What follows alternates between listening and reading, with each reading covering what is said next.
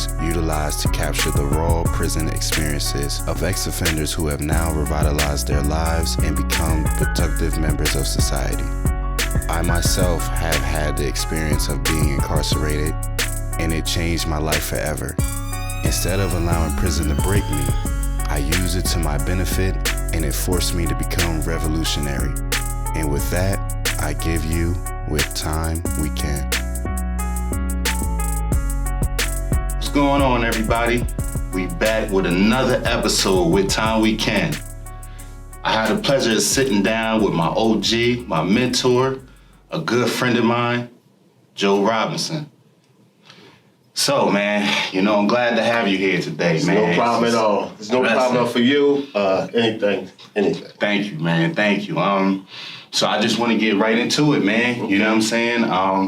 I know that, you're very prolific in what you do. Prison Society mentor. He works with Broad Street Ministry with me. We work at Chester State Prison together, but I just wanted to take it back, man, because a lot of people don't know that you actually got a real history with incarceration, what led you to where you are right now. So if you don't mind, I really don't want to go into the incarceration, but I do want to go into the events that led into the incarceration. So before the incarceration, man, I just want to ask you, where you from, man? North Philly. North Philly? Yes. Okay. North Philly. Cool. I live here too, man. It's a little rough at times. It's rough. If you ain't used to it, it's rough. Yeah. Yes. So around what year, man, was you coming up? As far as my time, late 70s, 80s, Like the 70s, 80s. So that's when you was like 70s, younger and everything like that. Okay. Yes. Okay. Yes. So as a youth, man, how was North Philly? Just like any other, urban place. Just trying to stay out of trouble. Okay. You had a lot of negative, you got peer pressure to do certain things, to sell drugs, robberies, and different things like that. So the neighborhoods, you were definitely under a lot of pressure on that time to make things happen, as they say. Did you have like a mom and dad in the home? Or? I had a mom. My dad was there, but my mom my mother was a single parent. Okay. She did what she can do. Right. Actually, she was a Jehovah's Witness. And that helped curb a little bit because as far as she used to be a religious person, so right. That tried to stem the flow for a little bit, but as we get older and we want to get out there and we want to be that guy and to be that teen, and just with a little off course. So around what age would you say you made the transition from being like religious to, Well, I could say I'm really religious, but as I was living with my mother, I had to follow her rules. Oh, yeah. And if you didn't follow the rules, you had to leave. And got you. Certain times, I like I said, I just fell off. I wanted to go my course. I didn't want to go her course. I wanted to go my course. Yeah. And as it was for Saul, my course wasn't the right course. Okay. And sometimes I do like, what would happen if I did go this course? Yeah. Okay. So was you the only sibling or was No, it was six of us. It was six of us. Okay. It was 5 boys and 1 girl. And actually, I'm the oldest. Wow. So your mom raised 6 kids pretty much on her own, Yeah. Wow, she get a lot of respect, did. man. She did that. Yeah, she definitely did. Isn't it? It's Women's History Month this month too, man. So you definitely gotta get your mom. She definitely did it. Yeah. My mom was dead. She passed away when she was 39. Wow, really? I was sorry for I the was loss, man. 18. I was 19, 20. Actually, I did what I did. I got into a little trouble, but I actually did go into the service. Yeah. So actually, I was on a great course until actually, I did the regular teenage things, but I didn't really get jammed up till I was 27. 27. And that was kind of crazy. Wow. So I'm sorry. No. Go ahead, man. And I got jammed up when I was 27. I didn't come out into my 40s. And, wow, really? So you can take from there how long I was Yeah, so you was in there for a minute. Yeah, and as I stated before that, part of my case was as being a bad boy, in my case, my case pertained me getting shot 5 times with a 44. Oh. I still have 1 bullet in my liver. The Clint Eastwood gun, as we state. Wow. It definitely wasn't no joke. Wow, that's crazy. It definitely left a lasting impression on me. Yeah. Because sometimes I might even hear like a car back up a firecracker and PST, Yeah, and I made just jump as things. It definitely was a trauma experience. Like I said, I got hit 5 times. 2 times was on my arm. And this is real talk. My blood was actually boiling like water, like on the Freddy Krueger movie. I actually seen it. Wow, like lava? Like, wow, crazy. And like I said, saying I didn't want to die. And I kept thinking of my brothers. Because I was taking care of my younger siblings. I told you my mom passed away. And I was just thinking, like, who's going to be there for my brothers? And I kept saying, I don't want to die, I want to die. Yeah. And the man upstairs said it wasn't my time. Yeah. And everybody said I had a purpose in life. Right. I didn't know what that purpose was, but now I found out what my calling is. And that's about me giving back, being a mentor, and letting everybody know what I went through. And they may be going through the same things, but you can definitely change your life.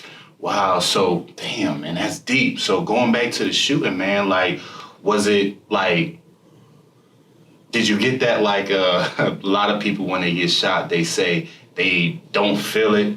Oh, I definitely felt it. Or you just... And when they say hot, it's hot. Oh, it's really hot? It's hot lead. You feel like you on your... And as I stated before, my blood was boiling like hot water on my arms. The blood was bubbling in my arms. And that's not no fake or nothing. That's real talk. Damn. So it definitely was hot. Now, did the ambulance come get you? No, the ambulance didn't come and get me because they said it would have been too late for me. They just threw me into the police and took me to Temple Hospital. Oh, okay. So the cops that came over... Yeah. I wouldn't have been living now. I wouldn't have been talking to you now if I waited for the ambulance. Wow. That's how many holes. If you get hit with a 44, they're going to leave some damage. They're going to leave some holes. You're going to have some leakage. I didn't have time to wait for ambulance. Okay. It was just fortunately that the cops I had common sense and got me to the hospital. And I was at a good Temple. Temple Hospital is one best in the city as far as dealing with trauma, because they say they deal with trauma every day. So and I always think back and reflect. I'll be like, who all was responsible for me? I just wanted to thank them for me just being here, because I could have definitely been not here today talking to you. I think some things I probably could have prevented, but like I said, I got back into that mentality. Wanted to be like everybody else. Wanted to get that money. Wanted to do all the things that comes with that, traveling and whatever. And I just wanted to live that lifestyle. Right. And it caught up with me. I get you, man. I get you. Do you think that, the events that led you to your incarceration, do you think that like your mom's death attributed to that? Like, did you go crazy after? I wouldn't say that. I wouldn't say that, but I think by her not being there for me, it probably was another voice that could have been heard that could have kept me on the right path. By me talking to my mother, she probably just pulled me to the side, like, "Come on, man, Yeah. And I didn't have that. She wasn't there for me. I didn't have that crutch to lean on. All right. Where was your father? My father, well, he was around, but he wasn't. He wasn't there like my mother was, where I could just actually talk to her. Okay. And then after she passed away, that was it. Like I said, my mom passed away. She's 39, so I came back home to look after my little brothers. Okay. Because I was the oldest one. You was in the service and you came back home? Yeah. Okay, cool. And I helped raise my brothers. Wow, that's what's up, and man. They always thank me, man. And they learn from my mistakes. Yeah. They learn from my mistakes. I mean, I might have been the totem pole. I was the one. I was the oldest one, but they always said, from where I'm at now, they like that. They always said, man, they say they're proud of me, man. And that really makes me, at the end of the day, that's the main thing. I let my actions speak louder than my words.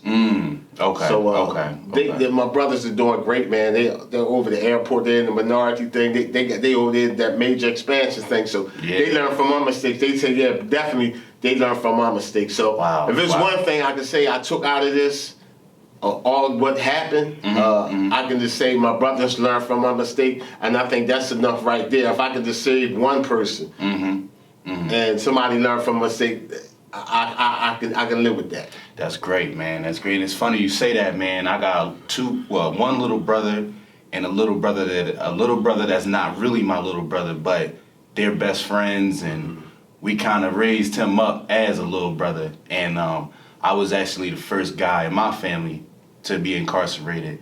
And that right there, like, for me to go in, I kind of felt like, learn from me. Don't go the path that I chose, be better. And now my little brother's the same way, so I definitely salute you on that, man. And that's definitely how I feel. Yeah, definitely, man. They really look up to me, and I'm sure your brothers and your sister look up to you, man. So just, just a small smidgen about just state prison. Like, what exactly, was going through your mind going into prison, knowing that was this your first time arrested when you went up? Well, that was my first time doing state time. Okay. I did get arrested for. I never did no major time though. Okay. Never no major time. By me doing the state, that was really my first real bid. And, wow. It was a one-shot deal. One-shot deal. They got it off me. Ain't no song playing because they ain't getting nothing else from me. So all right. I lived and learned. Wow. I lived and learned from my mistakes, as they say. I definitely lived and learned from my mistakes. Well, has state prison taught you anything? And if so, like what? I mean, it definitely teaches you how to become a man.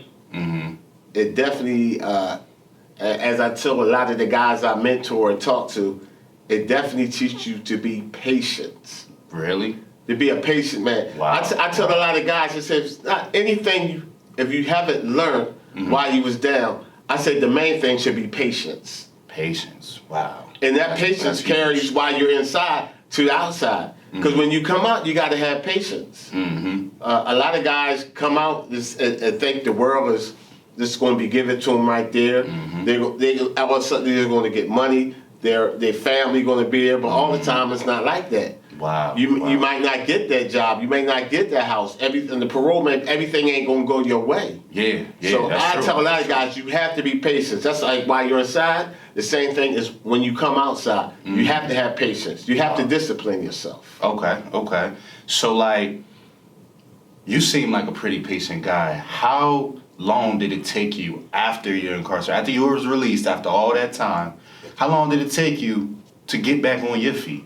To get a job, a house, all that other stuff. I would say it didn't happen overnight. It did not happen overnight.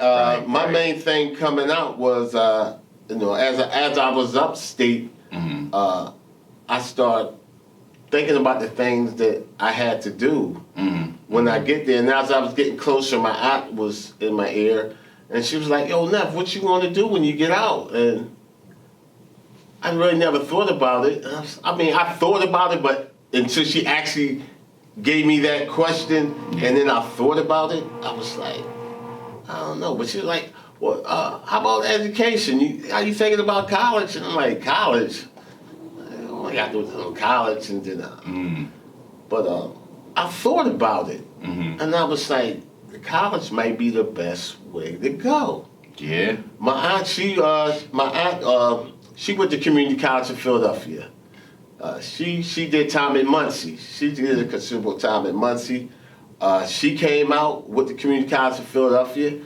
She started giving speeches. She was the spokesperson for the community college of Philadelphia. That's how thorough my aunt was. Can I ask you a question real quick? Sure. Just for the viewers, because a lot of people, we know what Muncie is, but for the viewers, what is Muncie? Oh yeah, Muncie is the state correctional institution for the women in the state. Okay. So that's Muncie. That's the women's prison in Pennsylvania. We have two. It's Muncie and Cambridge, but I think Cambridge wasn't even open when it may have been, but she did go to Muncie, and she came out and turned her life around. She was in the Daily News also. Wow. She had a front. She was like on the second or third page. Great. That's great. Actually, her son was up there with me when we had read the newspaper article. Wow. We were cellies. Dang. And I said, man, look, this is what your mother's doing right now.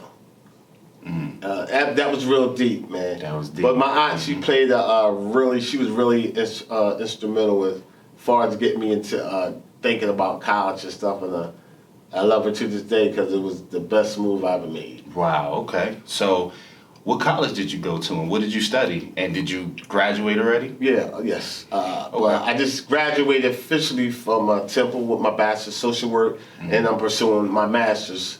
Right now? I'm trying to make that happen right now. Okay. But I actually started community college in the halfway house. Really? Yeah. Really? So it was the old Mensac at Broad and Girard, and the guys know it's the old one before they start closing them down. I was actually going to community college, Philadelphia, in the halfway house. In the halfway house. Yeah. And you graduated from there, and then Yeah, I got my associate's degree in behavioral health and human services at community college. I got that at 15, and then my other other couple years, I finished off at Temple. It took me so long because I was part-time, but they say how you start the races by how you finish it. Yeah, absolutely, absolutely. And I took my time, but I got it because my aunt was like, don't take so many classes. Because somebody's like, you going to school, you want to take so many classes and this and that, and then you're not equipped to handle that. So I took my time, but I made it. I got there. Yeah. I got that bachelor's of social work. Damn, that's great, man. So how you feel, man? Oh man, I feel lovely, man. When I walked across that stage, man. Actually, I was the first one to get to college for my family. It was just wonderful, man. It was so many tears, man. People was. Man, I wish I was there, man. And really, I was just thankful for my family and my brothers, and to let them know that your big brother. Yeah, he turned his life around, made this thing happen, man. That's great, man. And, wow, it's such and I can have them just being proud of me. That makes it all worthwhile, man. That's so inspirational, man. So after you graduated, now what do you do as of right now? Okay, well, right now, as we speak, we're doing mentoring. We're going to SCI Phoenix and SCI Chester. And what's SCI Phoenix and Chester? The mentoring program.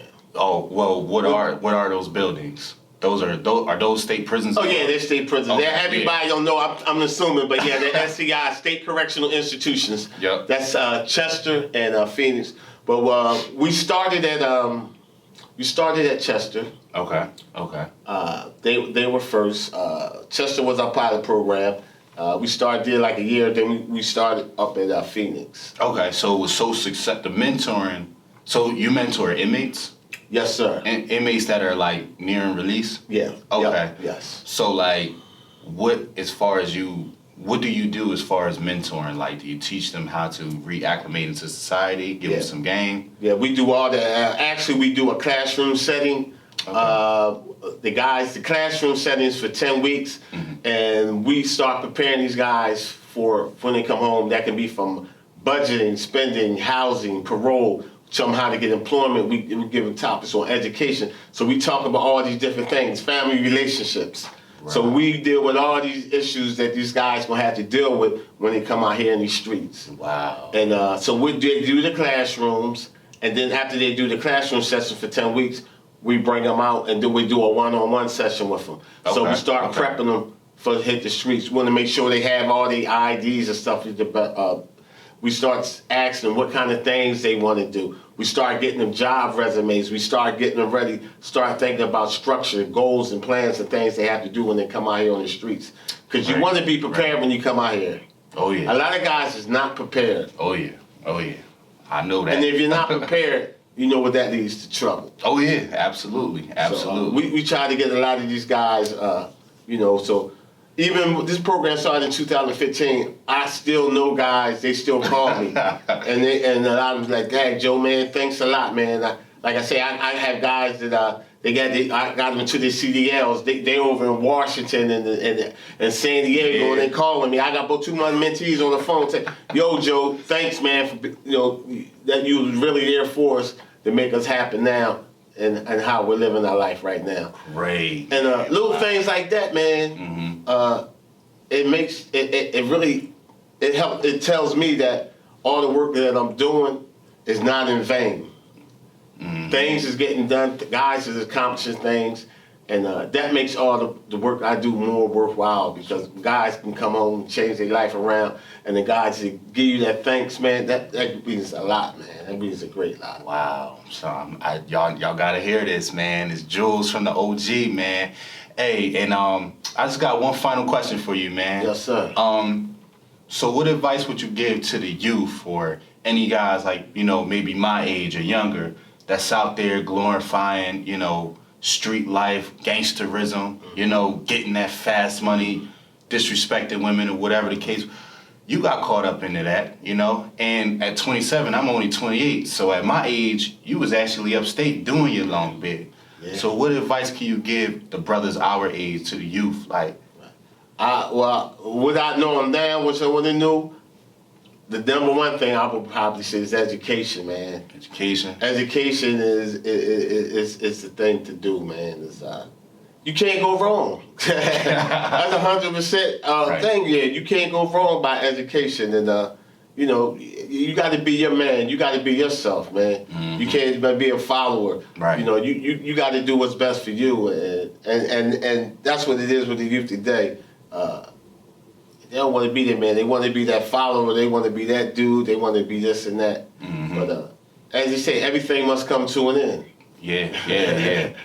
One way or the other, it's gonna come to an end. So, Hey, for the viewers out there that may have people that are incarcerated that need a mentor, do you mind sharing any social media, emails, or any way they can get in contact with you? Yeah, you can get mine at J. Robinson Prison Society.org. Yep. And you also can get with me at joseph.robinson@temple.edu. So you can hit me on any one of them sites, and if you want to holler at me, I can holler right back at you, and we can talk or whatever's got to be said. Done. There you have it, man. Hey, I just want to humbly, from the bottom of my heart, man, this interview meant a lot to me. Thank you, man. It's no problem at all, man. It's my pleasure. It's always a pleasure, man. Definitely, man. With time we can, man. We out. Another episode. Peace. All right.